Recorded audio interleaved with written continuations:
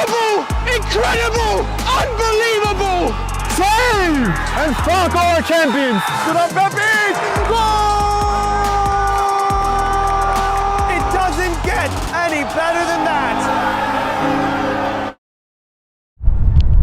The Poly Prep Country Day School Blue Devils must fend off the Horace Mann School Lions in this Ivy Preparatory Girls Soccer League contest live on Game in Frame, where currently the winds are playing an extra factor here. Normally we don't talk about weather this early, but it's 70 degrees Fahrenheit, feels lovely from that aspect. However, in terms of weather, 12 mile per hour winds, 21 mile per hour gusts.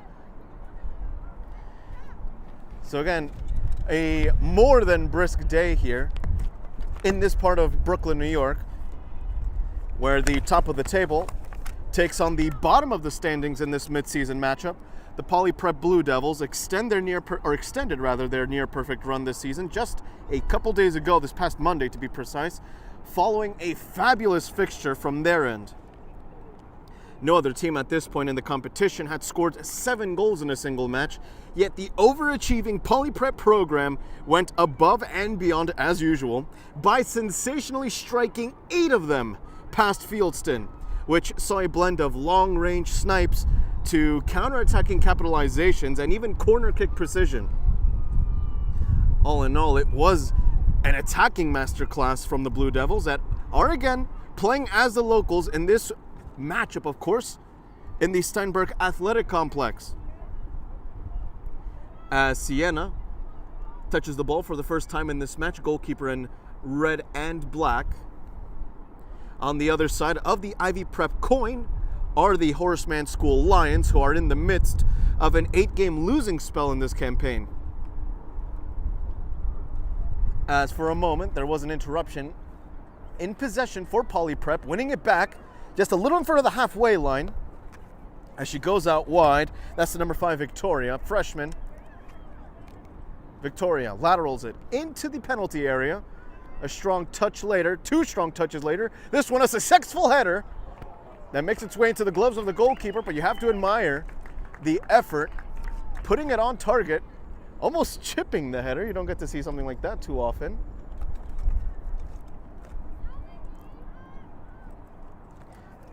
So continuing with Horace Mann and its profile, the Bronx-based visitors come to this part of Brooklyn after 2 successive shutout losses that saw 2 goals conceded apiece. So 4 total, in other words. Horace Mann failed to score a single goal, however, of course, in those 2 matches, but more than just that, in its last 3 matches.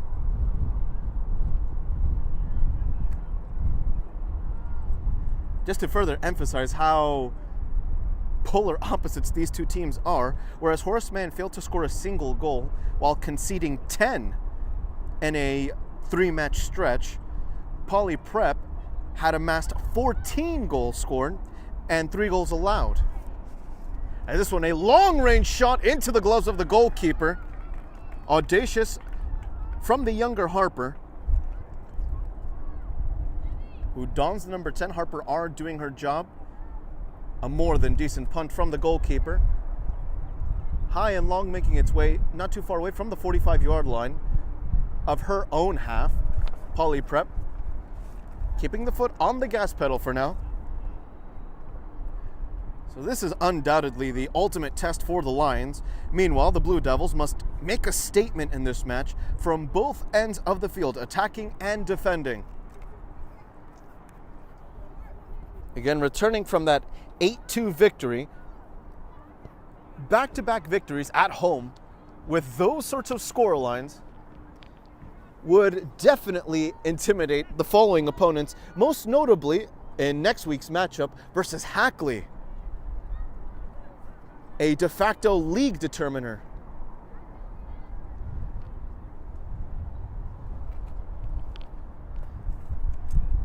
And now that we have approached the 5th official minute here in this Ivy Prep matchup, I am Sean Cabrera. Behind the camera is Jorge Espinosa. Pleasure to be here with you on this windy Wednesday. Delicate touch back to Sienna, who boots it away upon her first contact. There was an effort there at control by Charlotte Kay. Along the right-hand side it goes, as Bo, one of the co-captains for this side, up to play it toward the back line, wearing the captain's armband, is Abby, the number 4. Trusting the left back with that pass. Good 1-2 sequences there. Harper R. Connecting with the other Harper. Both of which on the scoreboard in that 8-2 final result this past Monday. Both scoring from outside the box.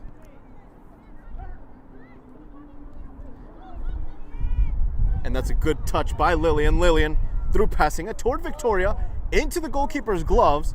Collision there between Lillian, if not Victoria, pardon, Victoria and a defender. Goalkeeper came to collect the loose ball. The referee saw it as all clean. Not too much controversy there. An even charge at the ball. As the senior Harper, with one strong touch, ultimately gives it away. As that's a distinct, clear foul. A rarity from the older Harper of this squad. Known for her composure, just like many others on this squad. Of course, that does come with time, with seniority. This free kick in circulation in the penalty area. Sienna, not required. The assistant referee determining that offside call. Or rather the lead referee, better said, to give him some credit. This one with Charlotte's M. Lillian, freshman, left winger, playing it back to Charlotte M, in fact.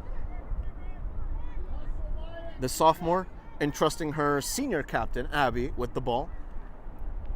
Center back to center back, Anna, in charge of distribution for a moment. Attempting to thread the needle, Horace Mann, good dribble from the Lion. Beating one Blue Devil in the process. This one a long ball, Charlotte M. Allows Sienna to get to the sphere first, who keeps it inbounds with her left foot, attempting a pass with her weaker right foot. Ultimately just gets by her. Abby with a no-nonsense header to clear it past the nearest touchline.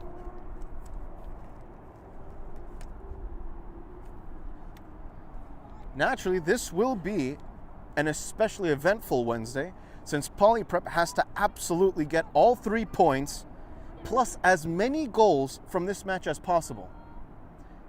Of course, that goes for any match, but we say this specifically because Hackley is concurrently playing against Trinity as Sienna gets her first save in the match.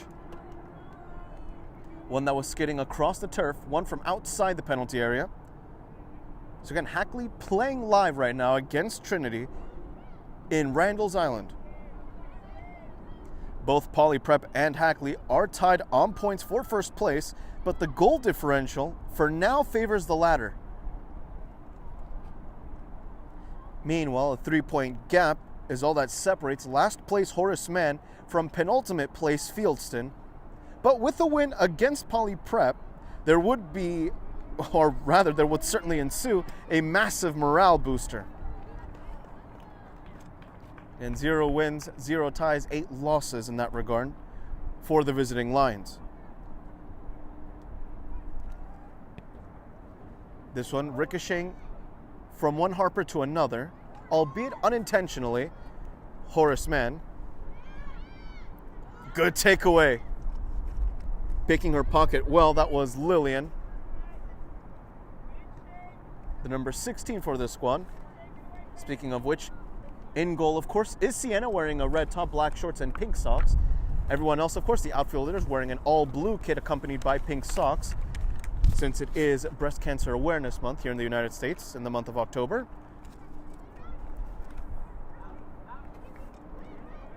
As that ball, apparently in play, according to the lead referee. As now, possession goes in favor of Horace Mann. So we're going to continue with the back line of 4 specifically. Starting, of course, we're seeing the likes of Charlotte M on the left-hand side, Abby as the left center half. The right center half is Anna. Now, on the right side, completely, we will see some fluctuations, of course. Every now and then, Bo would track back.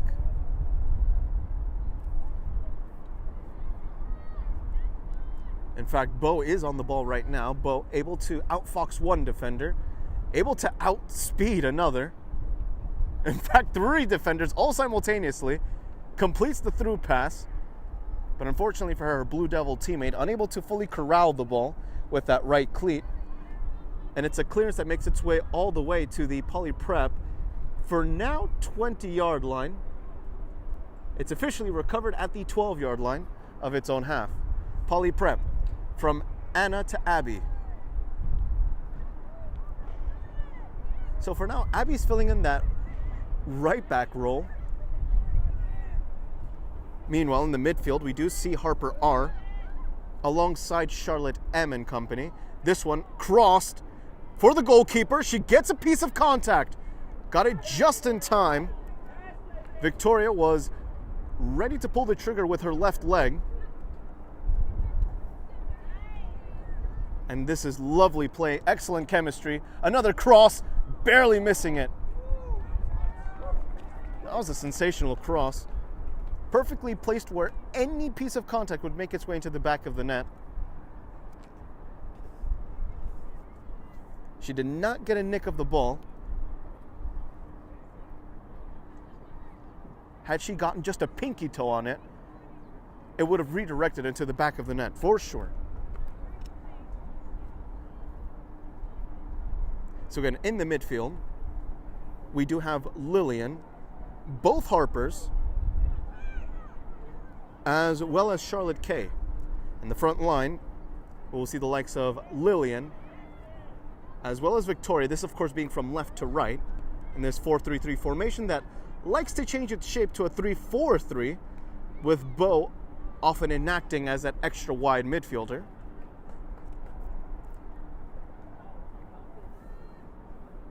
And on the right wing for now is Lila.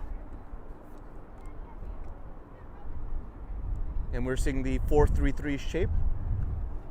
Currently in action due to the fact that Poly Prep does not have the ball. But do keep an eye on that. Once they cross that halfway line, once they have possession, you will likely see Bo practically leading the vanguard every now and then, running down with blistering pace on that right flank. If not turning herself into an extra midfielder, turning herself into an extra winger.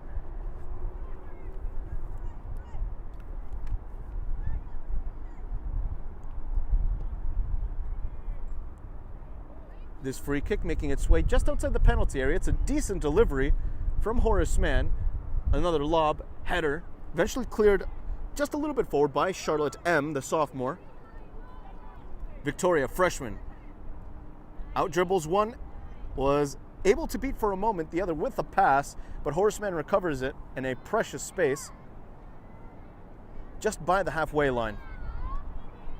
Lila beaten on the ball for now. Unable to complete the dribble in these 21-mile-per-hour gusts of wind.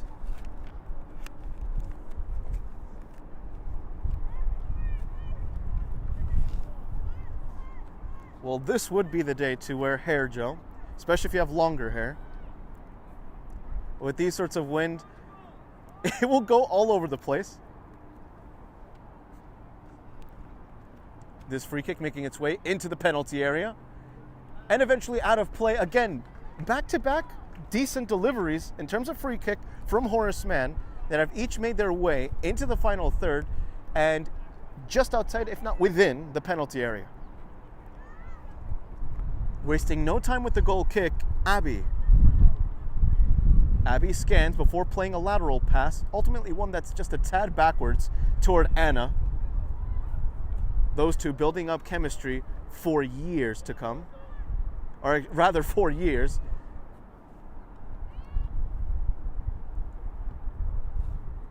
Of course, those two being seniors, So this will be their last season, of course, one that they would like to hope to conclude with some silverware, preferably in the form of a regular season championship, at least for now, the immediate objective. The back line toying with the ball for a moment as Anna connected with the senior Harper. This one with Charlotte M. Charlotte M to Lillian. Lillian remains strong with that right foot. Another early cross interrupted. A shot from outside the box that goes wide.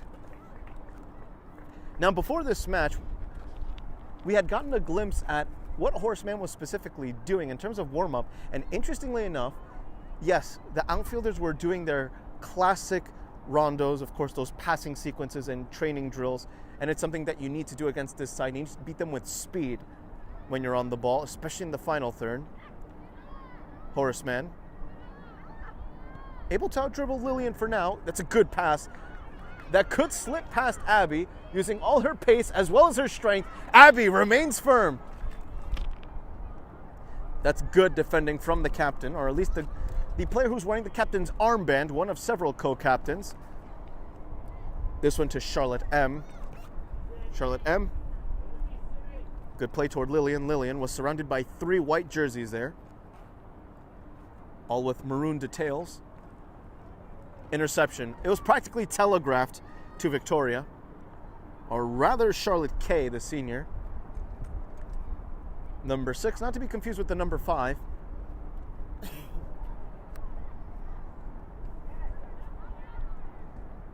For now, with a little under 24 minutes left in this first half, so we're past the quarter-hour mark, it's still scoreless.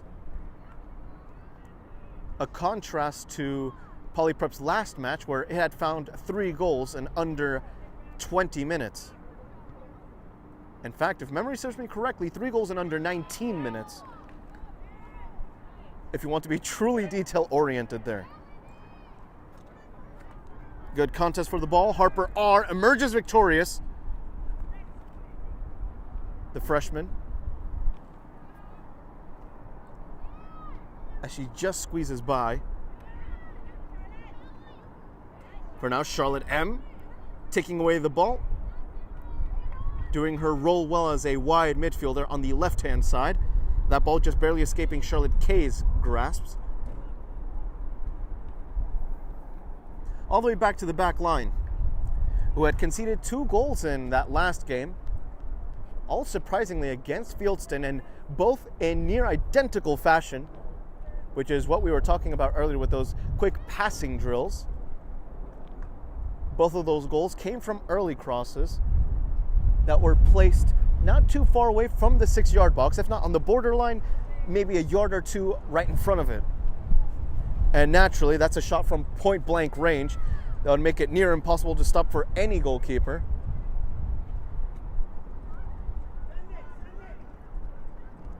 And in that moment, Fieldston had become the first and so far only team to score multiple goals against Poly Prep. Again, a decent silver lining, considering that Poly Prep had won 8-2. Which, if we were just looking at goals scored, is not only the highest scoring match of the season, but it also features the first, and for now, only time so far, in which a team has scored 7 or more goals. We had seen 3 other matches with 6-0 scorelines, as Victoria, with a strong foot, is able to keep it alive for her side through pass toward the right wing into the penalty area. Corner kick number 1 is won by Poly Prep.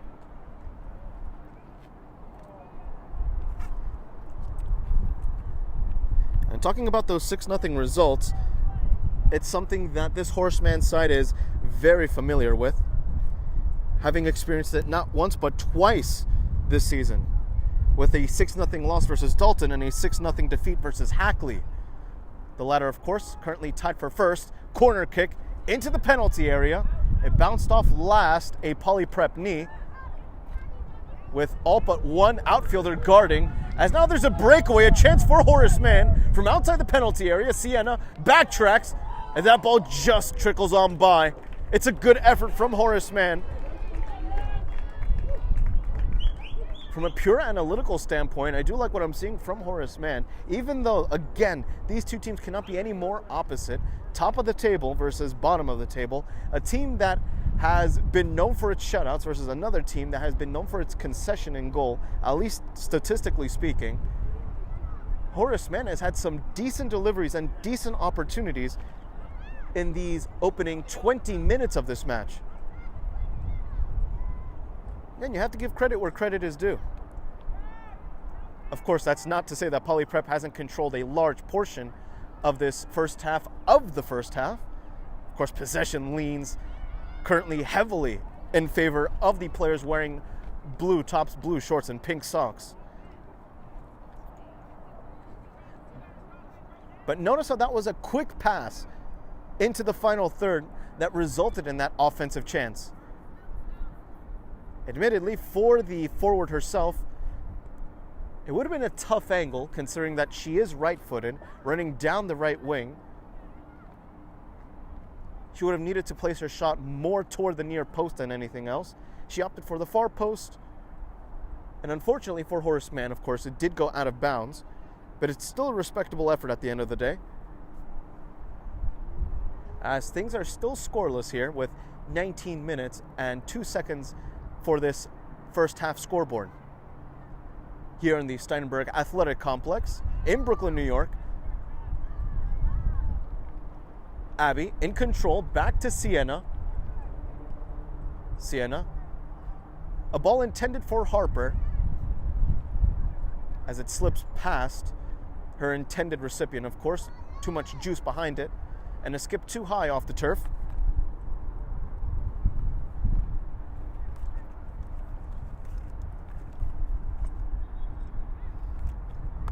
As now there will be substitutions in effect.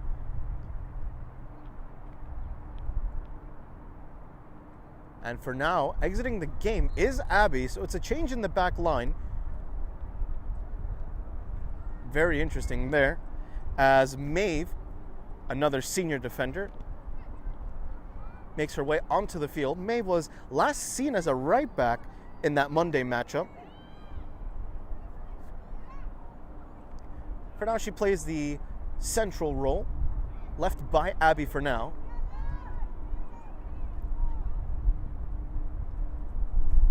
Leela, for now guarding the space rather than the player. It's a tight throw-in spot from the halfway line that ultimately results in a Poly Prep throw-in. As now there's another change in personnel. Charlotte Kay exits. It's a senior for freshman replacement as Bailey, the number 2, enters the field of play. A contest won by Leela. That's good defending. And we had given Leela her accolades in that also Monday fixture, where she had shown her versatility as a right winger.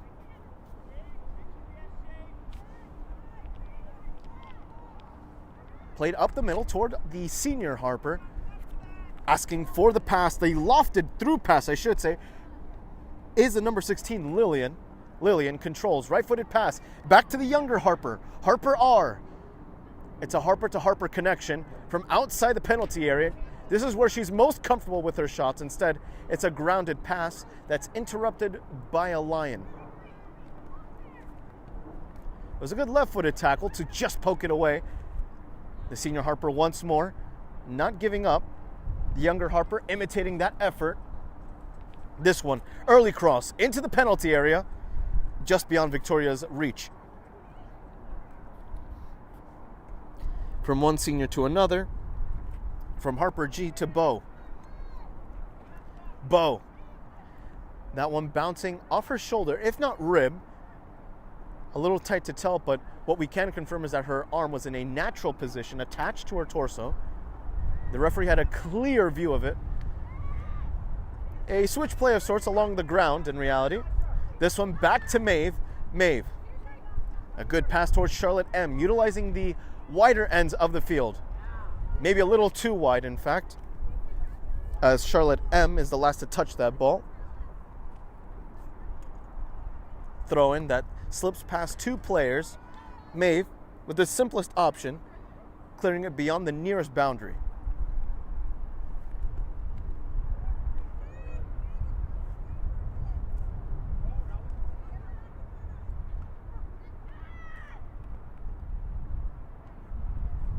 And we had talked about how these last three matches for both teams cannot look any more different from one another. 0 goals scored for Horace Mann, 10 goals conceded in the last three matches. Poly Prep, on the other hand, 14 goals scored, 3 goals conceded.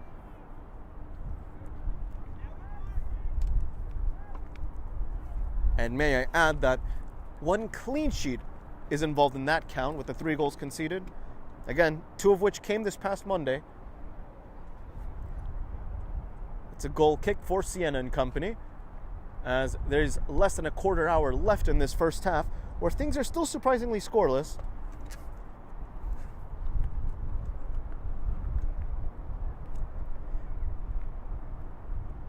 To Maeve, in the central part of her own defensive third, lobbing it up high toward Lillian. Lillian able to absorb the pressure and attempting to complete that pass. Maybe she does, unfortunately, for Victoria and her teammate, the aforementioned one. She does end up slipping. Leela gets a tackle and might have won her side the ball. Yes, she did.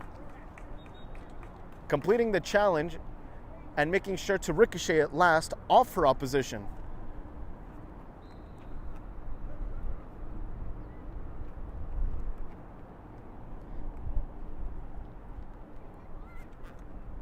This one from outside the penalty area.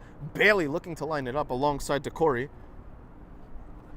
It was ultimately the latter who decided to gamble from outside the penalty area, immediately encountering a white jersey. So Decory playing in the midfield. Decory with a successful challenge, interrupting the pass for Bo. Back to Decory. Decory building it up with Harper R. Harper looking to construct this play with Bo. Bo. Long range effort. It's perhaps a shot that turns into an early cross. It was swerving off target. And judging by her swinging motion, again, I would be inclined to say that that was in reality an attempted pass rather than a shot. We saw last time how Bo sent a line drive, a shot with a ball with no motion whatsoever. There was no rotation on it. There was no knuckling movement. There was no topspin, no backspin, just a raw shot to the far post and in. That happened this past Monday. It was one of the later goals in that 8-2 scoreline.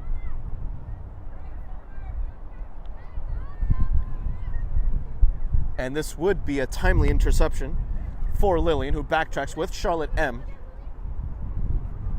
So from sophomore to freshman, back to another freshman, Harper R. with Lillian on the left wing in the offensive third, looking to backtrack. Cruyff turn into the penalty area, encounters one defender, the younger Harper, able to win it back, intending to connect that pass with Bo.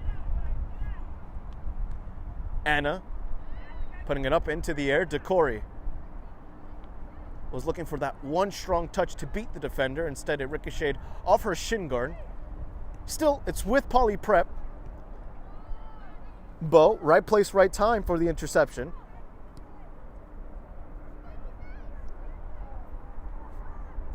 As the winds build up more and more here.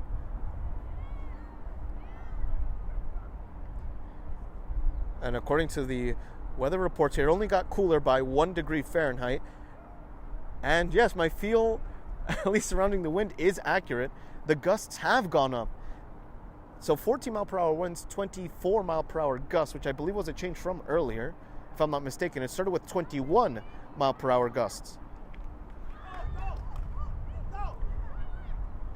Final 11 minutes here in this first half. Sienna with a calm, grounded left-footed pass back to Charlotte M. Charlotte M. Lillian, left-footed touch. A little too close to the boundary. Lillian would have had to control the ball with her weak foot. It was still a good effort. Horace Mann taking the throw in a little too quickly, as there was a change in personnel from their own side. And in the meanwhile of this pause, I'd like to remind you that this Game and Frame broadcast has been brought to you by Petrovax, your gateway to Spain and Portugal. From unforgettable vacations to exclusive soccer groups, Petrovax gets you closer to the action, the culture, and the biggest teams on the Iberian Peninsula. Visit petrovax.com, that is petrabax.com, and start planning your dream trip today. Oh, that could be a booking. I thought I saw a jersey tug. Apparently not, according to the referee. Some fans here left in confusion as to what the referee had seen. For a nanosecond, it looked like the jersey was tugged. The best case scenario was just a case of the turf monster.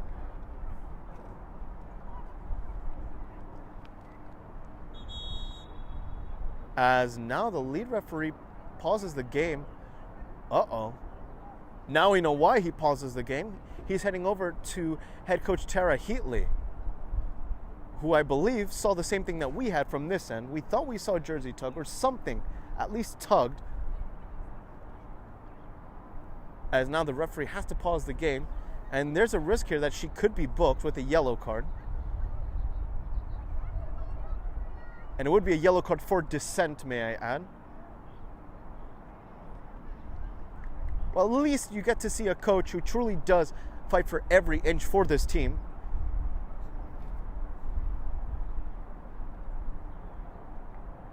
As now the referee and scoreboard have to synchronize their watches with just a little over 9 minutes left. And it looks like they may add an extra 30 seconds or so, assuming there is stoppage time. Well, this is quite unorthodox. So again, I imagine that he's trying to synchronize his watch with the scoreboard. He keeps taking a peek at it, and the clock was counting down more and more, but now it was at one point in the 8-minute region. Now it reads 9 minutes and 15 seconds. So I may have to retract that statement about stoppage time. Well, that's not really a certainty at this point. I've also not seen a referee pause a game in the middle of its own action to discuss an issue toward a head coach regarding dissent and arguments. Normally that's done once there's a pause in play. And normally the assistant referee is there to do it for the lead referee.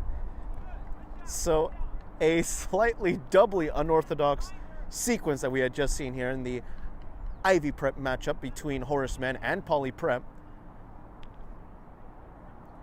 What we can confirm is that 8.5 minutes are left according to the scoreboard. Victoria unable to fully win back the ball. The same could be said for Decory, but they do win their same side a throw-in in enemy territory, launched into the final third, one strong push, and it wins a second consecutive throw-in for Poly Prep in the Horace Mann half. The Lions now retreating to their den within their own penalty area. Lots of white jerseys in there. Double deviation results in a corner kick. The second in this game, the second for Poly Prep. That being said, we have seen more dead ball situations in favor of Horace Mann. That's mostly due to the Poly Prep fouls. But again, this corner kick, inward swinger, toward the first post. Goalkeeper got a paw.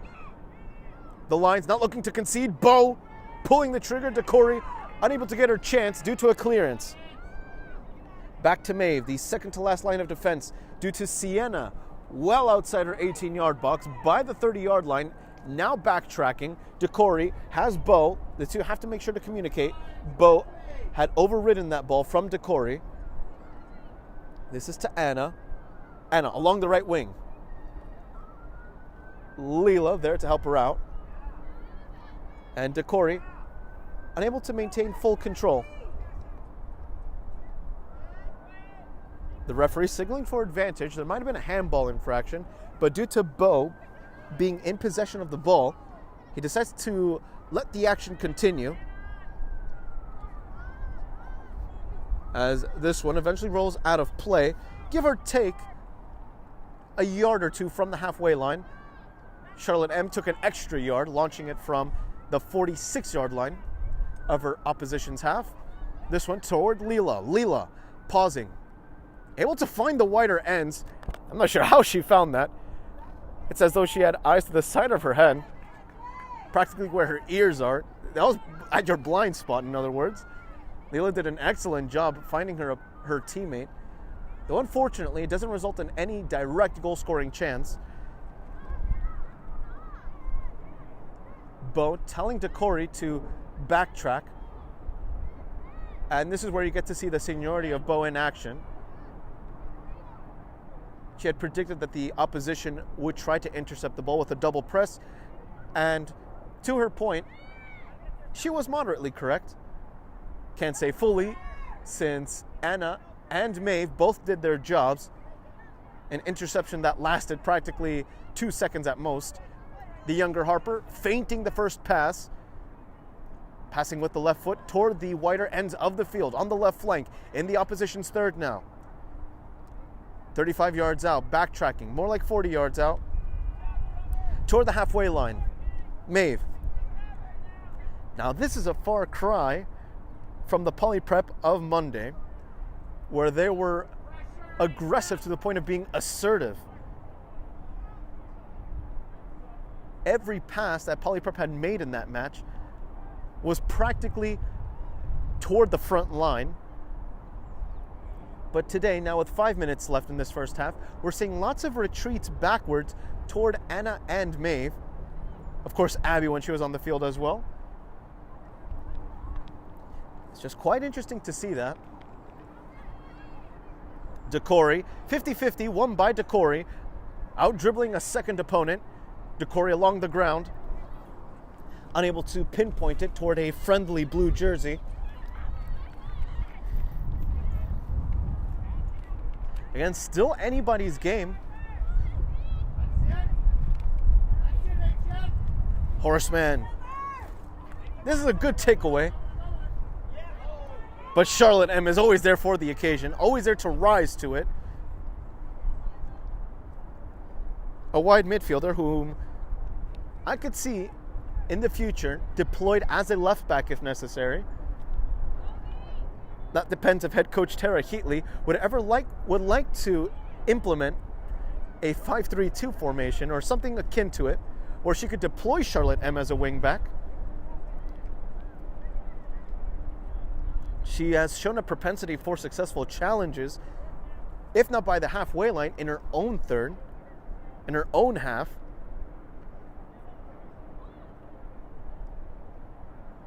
Bo. Clean challenge from behind. Absolutely pickpocketing her opponent. Winning her side the throw-in as well. Oh, I may have to take that back. Assistant referee decided a last-minute change there. Bouncing last off Bo, with now 3 minutes and 15 seconds left in this first half.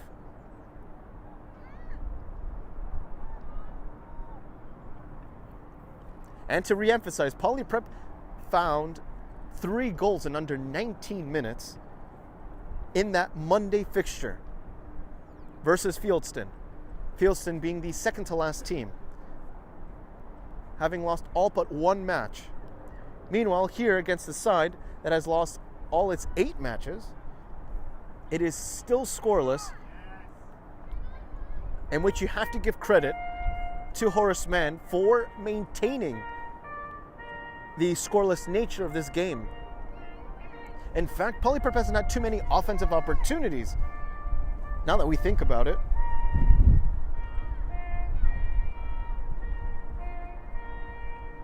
This one, a throw-in for the visiting side from the Bronx.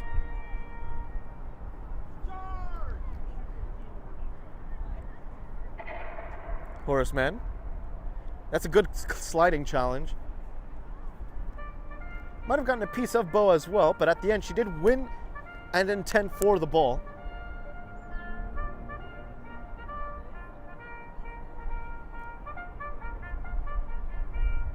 Final minute and 50 seconds.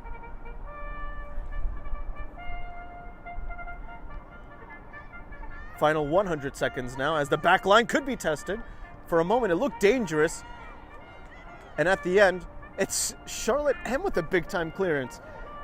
And this one could be a breakaway for Victoria and company. Victoria has one defender marking her well. She opts to dribble it centrally, and when she decides to take her chances from outside the penalty area, it swerves wide.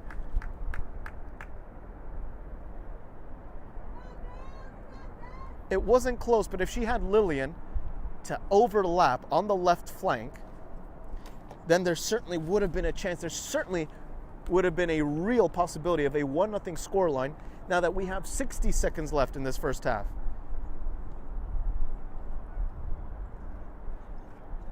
An accomplishment in its own right for Horace Mann.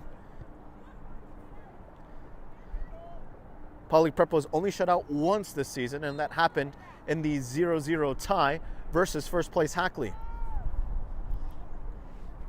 Naturally, Poly Prep and Hackley are both tied for first place. That is on points. However, when it comes to goal differential, Poly Prep has scored 19 goals and conceded 3, which gives it a goal differential of 16. Meanwhile, Hackley has scored 22 goals and has conceded 3 goals. So there's exactly a goal-scoring gap of 3 between the two. Now, assuming Hackley scores at least 1 goal in a possible victory in Randall's Island today, as now the sound blares from the scoreboard and the referee blows his whistle for halftime, assuming Hackley is able to pull off a 1-0 victory, Poly Prep would have to score at least 4 goals in order to truly equalize things across the entire board, or in that case, next Wednesday's matchup would be even more dramatic. But for now, they have to focus first on this match, on what's currently happening on these Brooklyn grounds, where Horace Mann has remained strong. Poly Prep still trying to find a way to chisel and sledgehammer its way past the back line that for now keeps a clean sheet. It is Horace Mann 0, Poly Prep 0, after 40 minutes of Ivy Prep soccer action here in Brooklyn, New York. However, do stay right where you are to hear messages from our sponsors, the halftime analysis, and naturally, the second half. Again, you are watching the Ivy Prep Girls Soccer League right here on Game in Frame.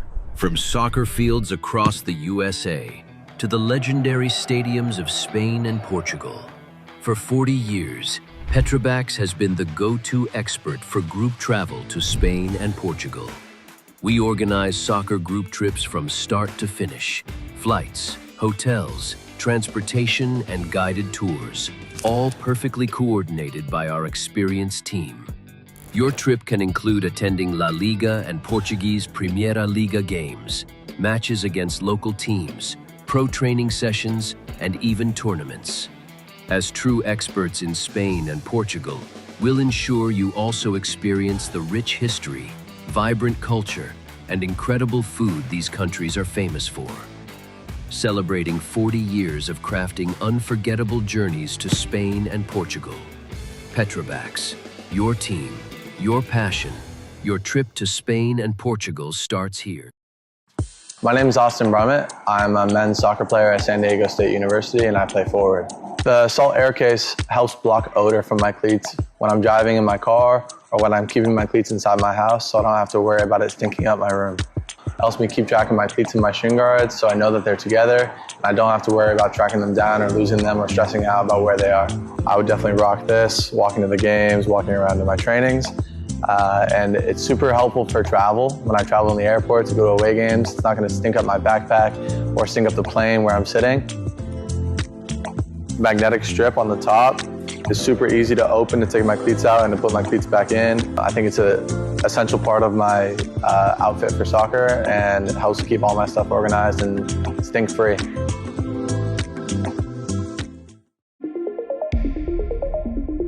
A quality highlight reel is crucial for college and pro recruitment. A lot of services offer generic solutions, but at Game & Frame we know every player is unique and needs a personalised approach to win over coaches. Our process is simple. We work with any footage, and if you need help finding your best plays, we'll review games for you.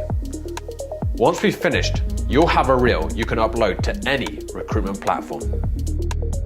We've helped hundreds of players get the attention they deserve, including placements in Division 1 programs.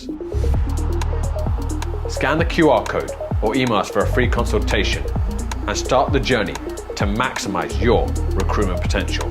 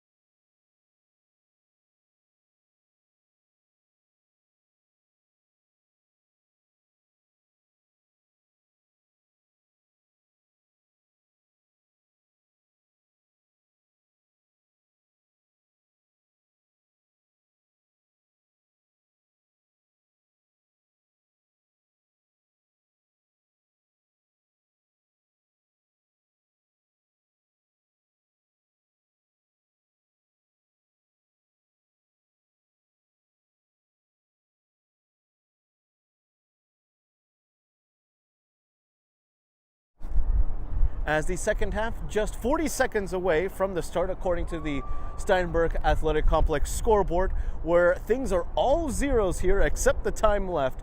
Poly Prep 0, Horace Mann 0 after the first period of play, perhaps to the surprise of many. That being said, however, before we could dive into the halftime analysis, the keys to the game for the second half, I'd like to remind you that next Wednesday, what could potentially be a regular season title decider, Poly Prep encounters Hackley here on these same Brooklyn grounds again next Wednesday. That match starting at 4:15 p.m.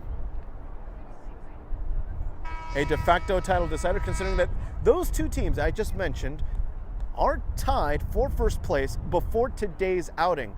Both of them with 19 points total, with a near perfect season, both of them with identical records. It was all split, of course, in that scoreless 0-0 tie between the two, marking the only time Poly Prep had gotten shut out.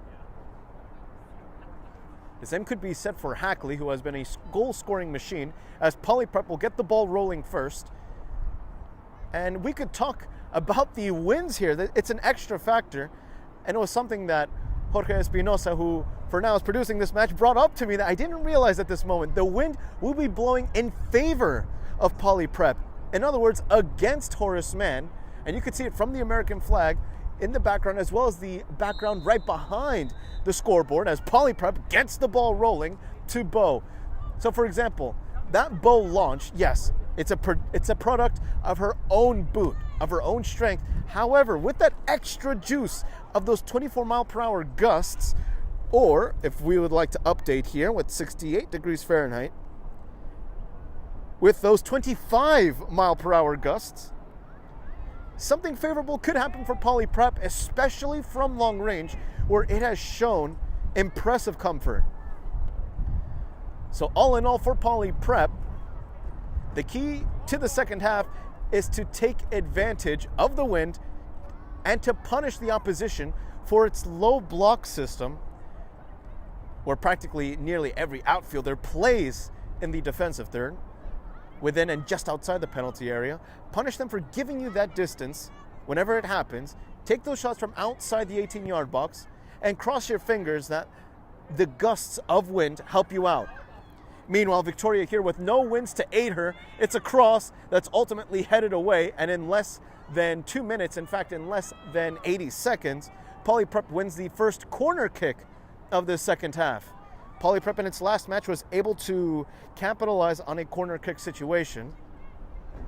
The senior Harper had caused enough deviations or ricochets within the penalty area to get a goal-scoring chance. This one, toward the second post, wasn't a bad effort whatsoever. Letting it fly, and it makes its way! Goal! It's Maeve! Maeve from outside the penalty area,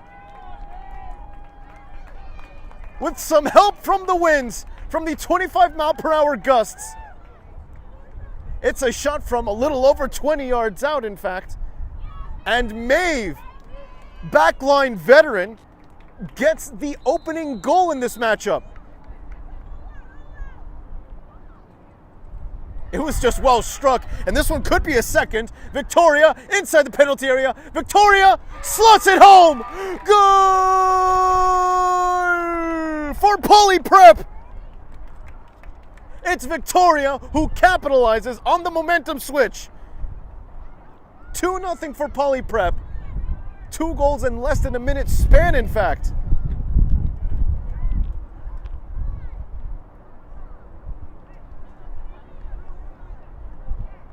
Well, it almost seemed inevitable for Poly Prep to get this sort of advantage, as now with 2 more goals, it could hypothetically overtake first place on goal differential from Hackley. Again, Hackley is playing live at this moment in Randall's Island, assuming there were no delays nor any postponements. First place Hackley playing right now, and if Hackley managed to pull a 1-0 win, again just a 1-0 win, Poly Prep with 4 goals would overtake first place on goal differential, which would add an extra element to next Wednesday's game. This one toward the back line. Maeve with the opener from outside the penalty area. Victoria with a voyage all in her own right. As that pass was intended for Lillian, Victoria opted to defend as well in that final third. Here comes Bo. Bo, backwards pass toward Anna. And this is where we see Maeve most comfortable, by the way, because now you have a back line that consists of Abby, Anna in the central portions, Charlotte M, as we had previously discussed, moving up from the back line because she occasionally turns it into a 3-4-3 system. Back to 4-3-3. However, before we could expand, Horace Mann with a surprising attack here. Past the 30-yard line. Good poke away by Abby. You have to keep an eye on Charlotte M, who likes to turn herself into a left midfielder every now and then, per the system of head coach Tara Heatley. That being said, Charlotte M has displayed immense proficiency in that left back role. And to top it off, on the right-hand side is another senior member in the back line, in the rear guard. It's the opening goal scorer, Maeve. The number 19 with the well-struck goal, again from a little over 20 yards out. I suppose 20, the magic number in that sequence. And I believe the referee hasn't taken into account that the scoreboard is currently frozen at 38 minutes and 8 seconds. That was the exact time left on the board, of course, in which Victoria had scored the second goal after taking it away and practically cashing in the check, all on her own accord, asking for the through pass Lillian, and she does have a whole avenue to work. And it's Bo with the sin at the end.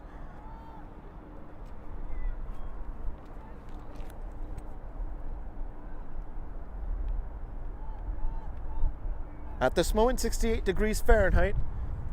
A slight change from the 70 degrees Fahrenheit start. Winds remain the same, however, 14 mile per hour winds, 25 mile per hour gusts. This is a free kick from over 40 yards out into the penalty area. These dead ball situations currently favoring Horace Mann. And the ball just continues to ping pong around. Nobody able to fully control. And that's a good tackle by Victoria. Unable to fully win it, but she does do a good enough job to stall the opposition's build-up play. Victoria with enough speed can take this one as well. Victoria, and the defender at the end with a good moment of dribbling. And the referee failed to see the assistant referee's waving of the flag. That was a foul against Victoria. Regardless, Horace Mann had the advantage in that moment. Bo,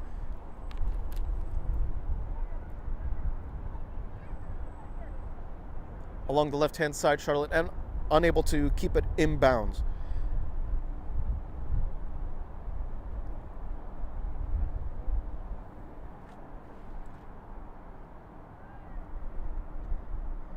Shift in possession here. Again, I am Sean Cabrera. Behind the camera is Jorge Espinosa.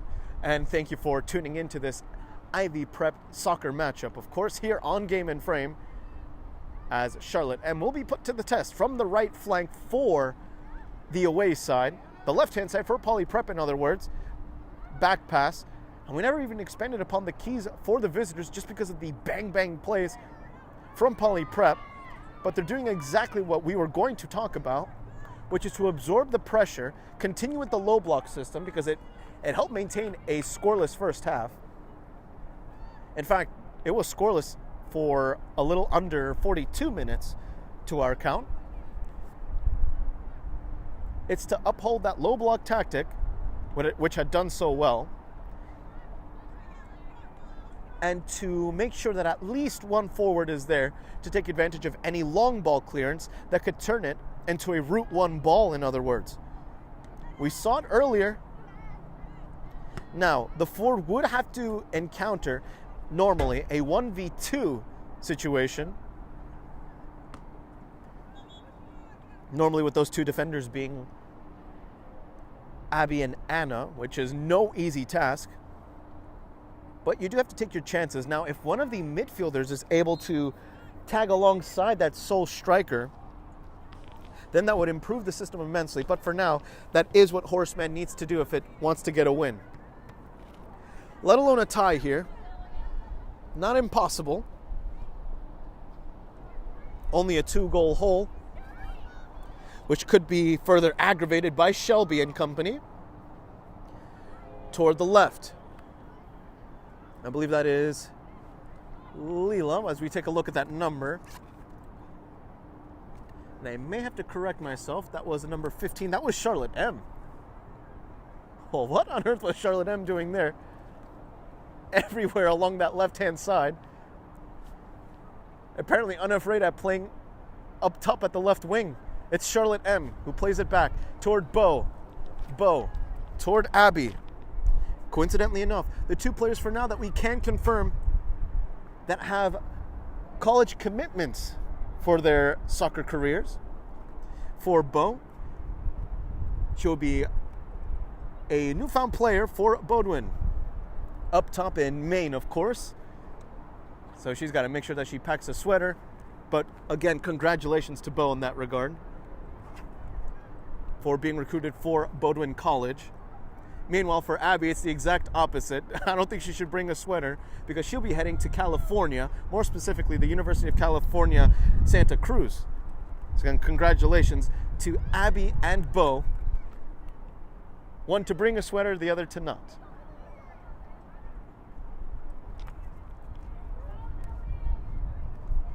Lillian unable to complete the challenge there. The freshman, though, applying good enough pressure. There's a reason why this freshman is a starter on that right wing. Victoria, speaking of freshmen, this front line, it's not only young, it goes toe-to-toe with some of the most experienced members of this league and does so successfully. Bo, from way downtown, ricochets off the goalkeeper. Victoria opting to win the corner kick instead. That is smart. See, Victoria may be just a freshman, responsible for that second goal, but when you do just smart plays like that, noticing that the angle's too tight, that there's no blue jersey nearby to complete a short cross, that's where you have to win those set pieces. Something that now Poly Prep is starting to make a comeback in terms of number.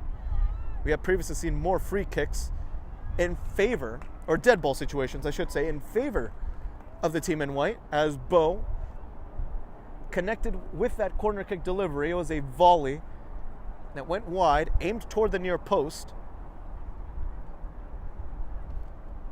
So the Bodwin College prospect, for now with a shot off target, goal kick taken. And from Charlotte K makes its way toward Lillian.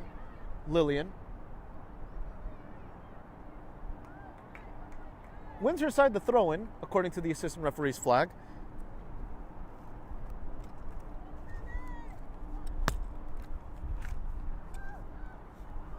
This one off Bo's torso. Bo, good pass.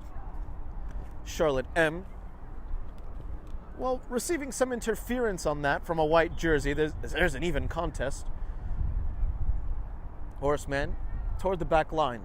Now, the question is here, can Horace Mann build something sustainable in terms of slow build-up? Because most of their offensive chances have come from counterattacks, really Route 1 balls that have managed to test the might of Abby, Anna, and Maeve all together, regardless of if all three were on the field or not.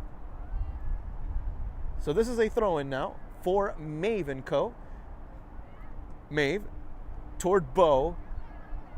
Bo with the final touch goes out of play.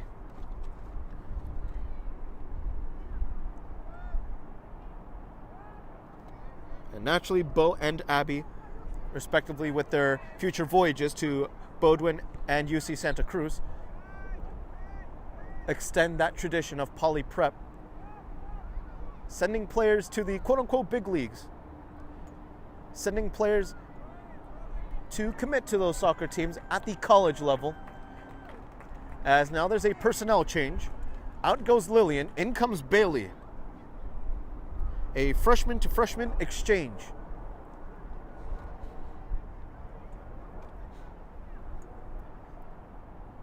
And again, you could see the American flag just dancing in the air in the background. Just goes to show the winds here. Blowing against Horace Mann. So those Route 1 balls, as we talked about earlier, may need some extra juice. Meanwhile, for Poly Prep, has to gauge its shots carefully, but the winds can change favorably, of course, any attempts from distance. Just ask Maeve, who was able to place it accurately, hit it with the right amount of power, and might have gotten a stroke of luck from the winds. Though one cannot deny that it was a stroke of genius as well. Sienna, who I think for the first time in this half is actually utilized. Took about 10 minutes for Sienna to get her cleats dirty in the second half.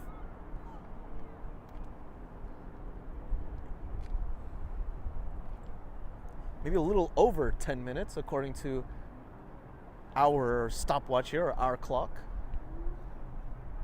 Ours says 14 minutes about. The Steinberg Athletic Complex says 10. But let's recall that it was frozen for a little bit. It was frozen after Victoria had scored her, I should say, had scored the Poly Prep second goal in this match. It was frozen for a little bit. So I'm more inclined to give credit to Jorge Espinosa here behind the camera in terms of the accurate clock. But I'm sure the referees will still abide to what it says on the scoreboard and on their stopwatches. Here comes Poly Prep to defend. Maeve with a successful challenge. Maeve toward Bailey, unable to fully hook it with that right foot. It goes out of play. And as we await this Horace Mann throw-in, I'd like to remind you that today's Game and Frame broadcast has been brought to you by Petrobox, your gateway to Spain and Portugal. From unforgettable vacations to exclusive soccer group trips, Petrobox gets you closer to the action, the culture, and the biggest teams on the Iberian Peninsula. Visit petrobox.com, that's Petrabax.com, and start planning your dream trip today. And speaking of a long voyage, that's just one forward going up against 3 backline members of Poly Prep. Remember what we talked about. If you don't have a 1v2 situation, you may encounter yourself with a 1v3 situation against those same players I mentioned. From left to right in order for now, Anna, Abby, and Maeve. And it's no easy task to beat them, let alone when you're outnumbered 3-1 in that ratio. You need at least one more forward. Even on 1v2, you're taking your chances. Long ball, Sienna, leaving her 18-yard box. She has spent more time today sweeping from outside her 18-yard box than actually using her gloves within her own penalty area. Maeve launches this one. That one really close and eventually goes out of play. And there's no doubt in my mind. Oh, Maeve thought that ball never left the field of play. No, it certainly did, but it was because of the winds.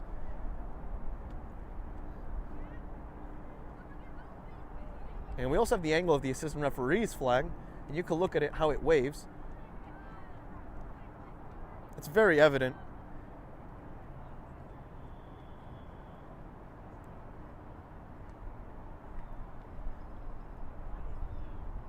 Maeve to Bo. Back to Maeve. Touch a little too strong.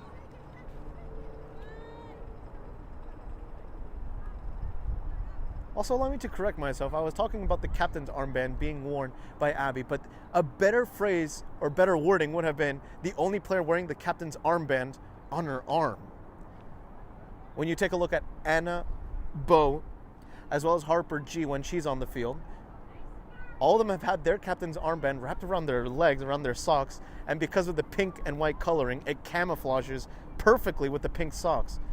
As Poly Prep, with Anna, defends well. Anna poking it up high, just to win herself some space, win herself a breather, after having to backtrack. Another telegraphed pass by Poly Prep into the central portions of the field. Sienna making sure that ball goes out of play, to which it does. Oh, that's a throw-in from a very tight spot. And she gave herself an extra 4 yards because that would have been way too close. Bailey 100% of that sphere did leave the field of play. It was close, the first hop, but the second hop did confirm it. It was just a matter of whether a white jersey would touch it or not. At the end, it was the latter. Horace Mann, good ball distribution. Another shot from outside the 18-yard box, impeded by Abby. Controlled by the chest of the center back.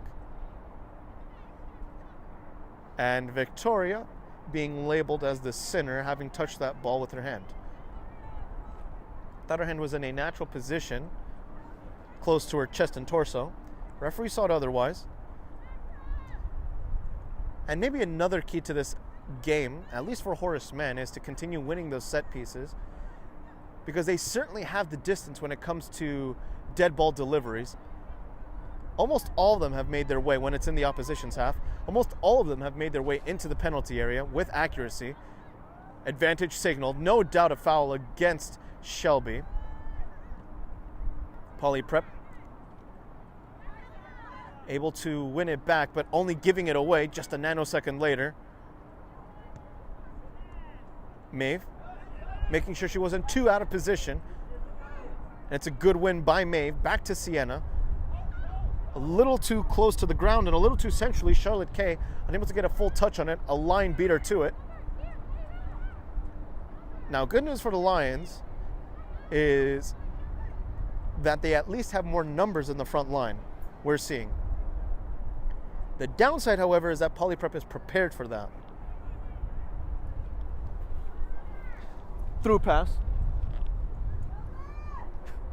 As the winds really are strong here. As eventually Sienna can take the goal kick.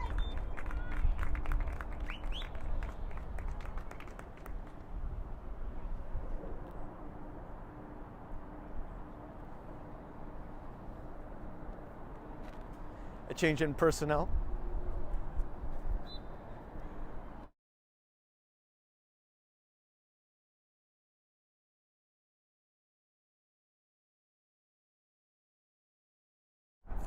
Bo. Back to Abby. Maeve. Maeve to retrieve that ball. Losing the first battle, but not the second. Able to win the throw-in. Good defending, but can Horace Mann profit from it, turning it into a decent offense with 22 minutes left according to the Steinberg scoreboard. Again, 22 minutes left there.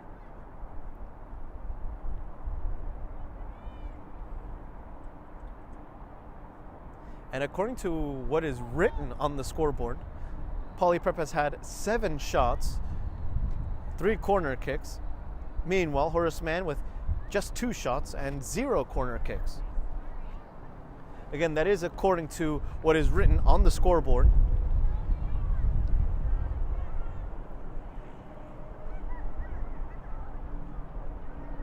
This one played nicely towards Charlotte Kay, who was unable to fully reel it in with that right foot. Bailey touching it with the outside part of her right foot, doing it not once but twice in a 5-second span. Toward Bo. Back to Bo, in fact, who would be 40 yards away from goal. Abby to Anna. The 2 co-captains, the 2 center backs. Now with another senior member with Maeve, responsible for the first goal. Maeve. Nobody immediately impeding her, though she does win her side, corner kick number 4.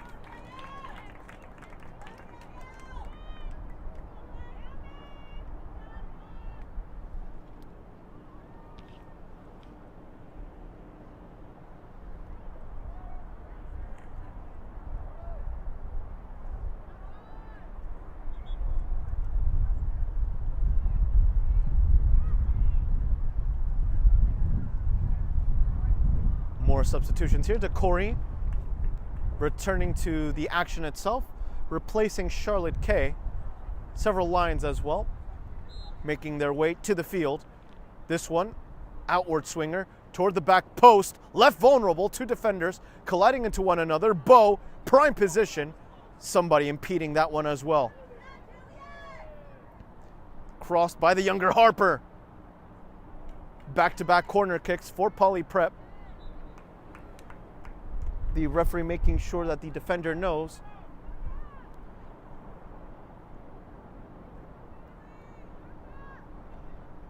So far, no Poly Prep goal in this match. In other words, neither of the two have made their way directly from corner kicks, because let's recall that Maeve's shot came from a defensive clearance that then turned into a shot herself as she decided to take her chances. Oh, this one turns into a through pass. It's 3! Poly Prep currently tied on goal differential for first place. That is assuming, of course, that Hackley does not score in its game right now. Poly Prep makes it 3-0.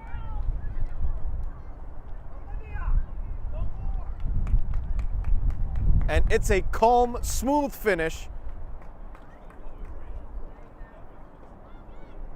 And if I'm not mistaken, it was Shelby who was at the right place at the right time, turning that lofted effort into an early cross, which is something that Horace Mann needed to do. So instead, it's Poly Prep that gives its opponent a dose of its own medicine, or at least its own prescription. 3-0. With one more goal, it would break that goal difference, assuming that Hackley wins 1-0 right now.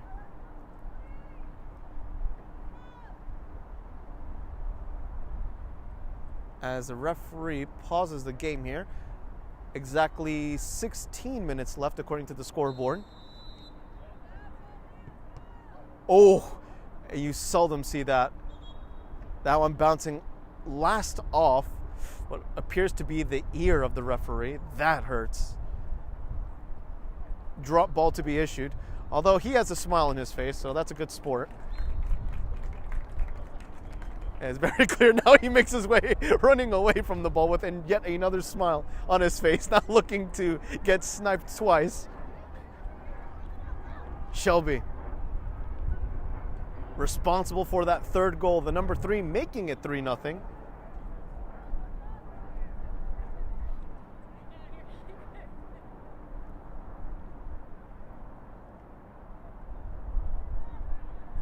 As now Abby had Anna to help her out there. Anna was the one who completed the pass, in fact. Out wide toward Maeve. Maeve dashing past one, unable to fully complete her voyage from her own half of the field into the opposition. Sienna yet again involved in another sequence outside her penalty area.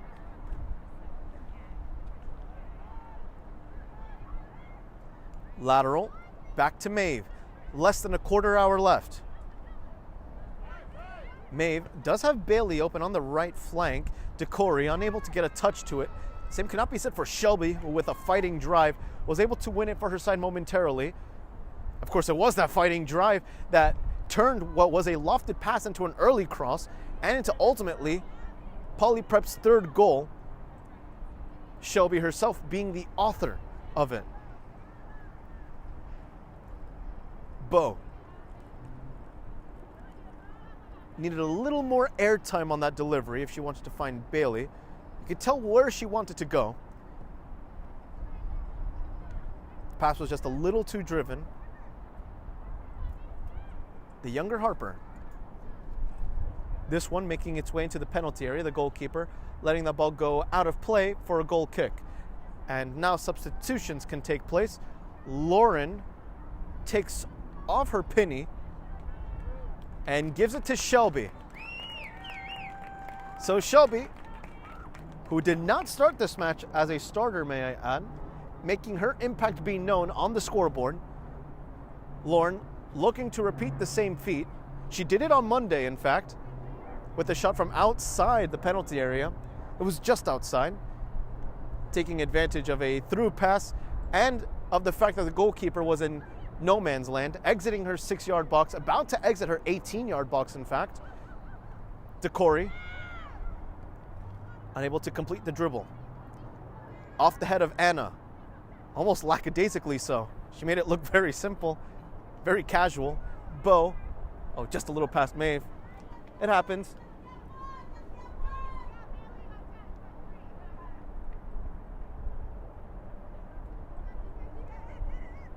DeCory.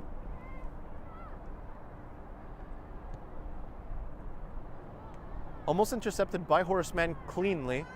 Took a second touch. Way too much juice behind that pass. You can't give Victoria those sorts of opportunities. She wins back the ball for her side. Plays it back to Bo. Good touch. Very smart. That was by Charlotte M., the sophomore, with a little bit of pizzazz. Lauren, making sure to mark her opponent very well, clamping her down, as now there's one more change here for Poly Prep with 12 minutes and 15 seconds about left. As we'll take a look at that jersey number. It appears to be Katie.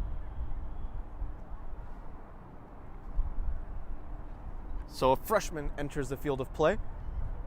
DeCory out wide. Shot from outside the 18-yard box. Remember what we talked about. The wind's helping out Harper as well as her teammates. This one went off target, but not by much. It's also important to note that before this game started, we talked about the outfielders and their drills. The goalkeeper for Horace Mann was specifically warming up with long-range shots from the coach. So it's clear that the Lions did their homework. They know that Poly Prep excels in long-range strikes. And most, if not all, of her saving drills occurred with shots from outside the penalty area. The coach made sure that each one was at least 18 yards out, at least.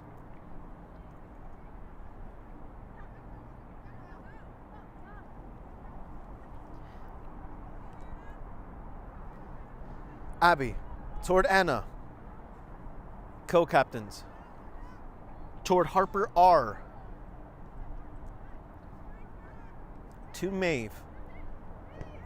Maeve, driven, good idea. Lauren, the recipient. Lauren with the touch. Lauren with ultimately a shot on target from distance that skids across the ground.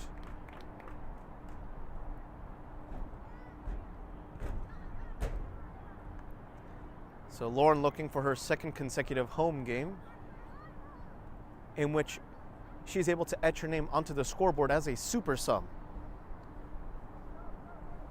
With 10 minutes left and a handful of seconds, Poly Prep looking to be especially stingy with these 3 points. And like we said, with one more goal, could hypothetically break the goal scoring differential there with Hackley.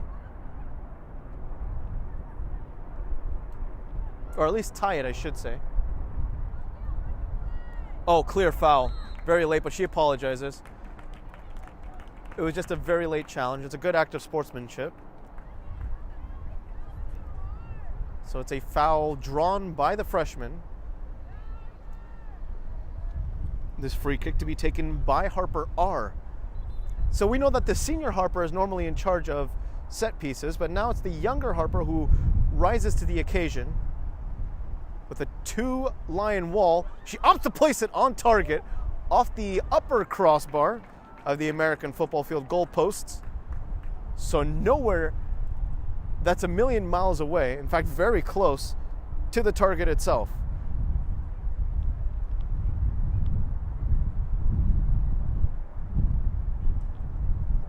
Goal kick taken by the Lions, who find themselves in a 3-goal deficit.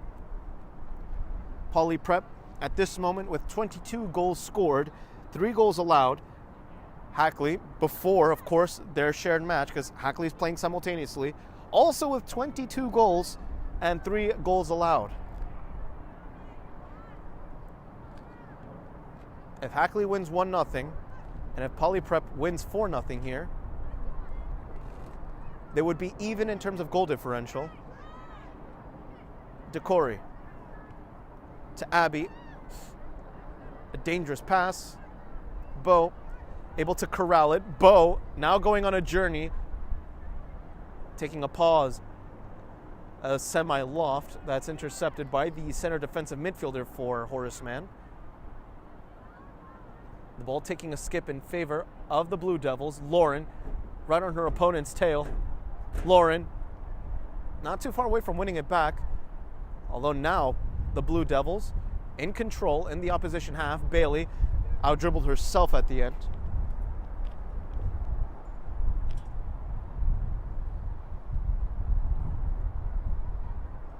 And with 7.5 minutes left,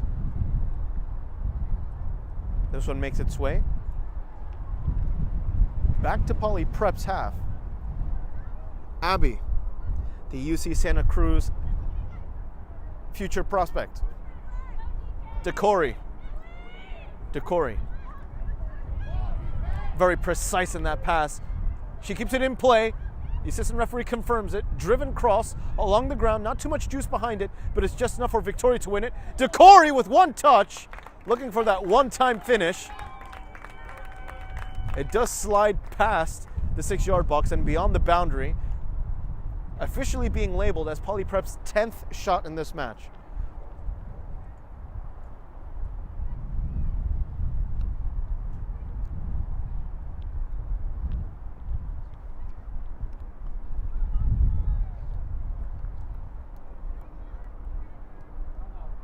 And for Poly Prep, it keeps up a good streak in terms of goal scoring. If we include today, then its last 4 matches would have seen at least 3 goals scored. Of course, we're dating this back to that 3-0 win versus Riverdale, that 3-1 win at Dalton, and the most recent 8-2 win versus Fieldston, plus today. Bo. Referee says no high kicking infraction. Bailey toward the younger Harper, who with a rolling turnaround is able to win herself some space. Hoping to connect with Lauren, who was a little too close in terms of her angle, was looking for the overlap. Perhaps the younger Harper not on the same page, hoping for an underlapping run toward the central part of the penalty area rather than toward the flank.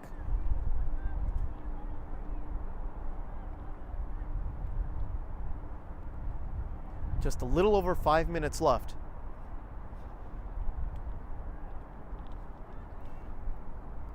Horace Mann,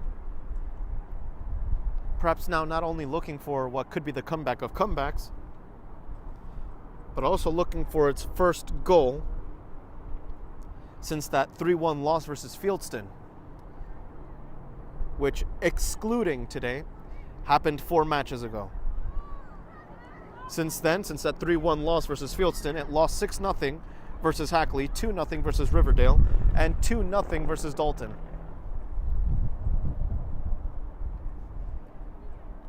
So it would have conceded, by the full-time whistle, assuming the result stands, 13 goals across its last 4 fixtures with 0 goals to show for itself.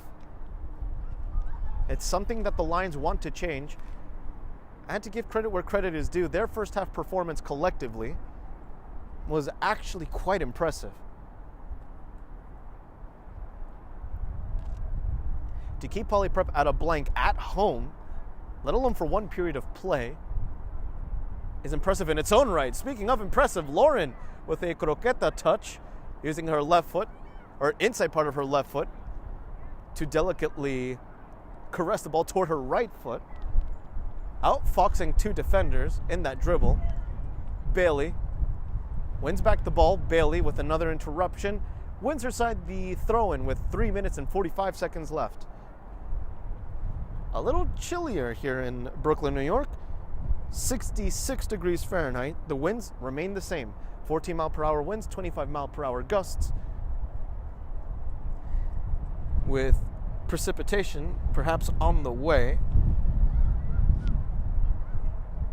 This one to Maeve, who has space. Maeve has 1 shot from distance, has a second.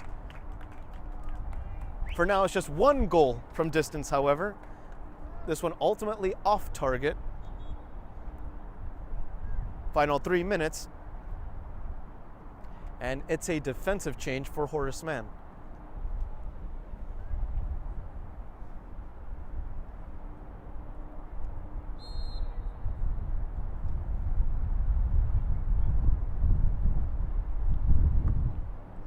Maeve applying pressure up top.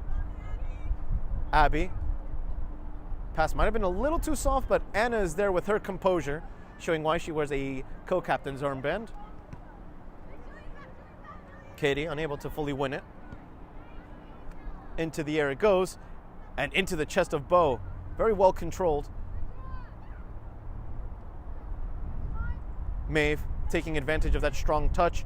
She concedes the throw-in, but not any sort of offensive opportunity from a potential breakaway. That one's certainly a handball.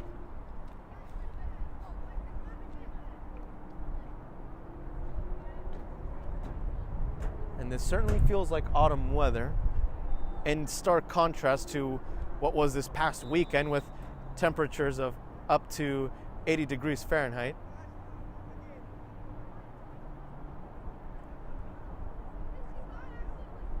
Now this is interesting. The referee pauses the game for a moment. A free kick was awarded from the handball. Well, another rarity from the arbitrating standpoint. It appears there was a double touch, according to what the referee is signaling. Well, you don't get to see that too often. In fact, I think I believe this is now 3 seasons here with Poly Prep, that was the first time I've ever seen that. That one, Sienna was there for the first. Sienna is there to collapse on the ball again. It's good goalkeeping from Sienna. The white jersey attacking from a blind spot, and she was there to smother it the first time and recover it the second. We talked about how dangerous Horace Mann can be from dead ball situations, with each free kick making its way into the penalty area, or at least nearby it enough. With 35 seconds left on the scoreboard, Bo and company just need to make sure that they uphold this clean sheet for morale and, at least from a mathematical standpoint, for the goal differential. And we'd have to wait on the update rather from the league itself, as now with the final 10 seconds, surely this one goes down as a 3-point tally with 3 goals from Poly Prep,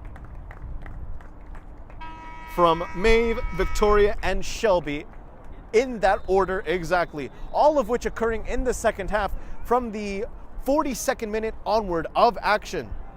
So Poly Prep does get a win here and does equalize, at least for now, before the update, Hackley's 22 goals scored tally. Again, just to go over the numbers one more time, Poly Prep before this game had 19 goals scored, 3 goals allowed, goal differential of 16.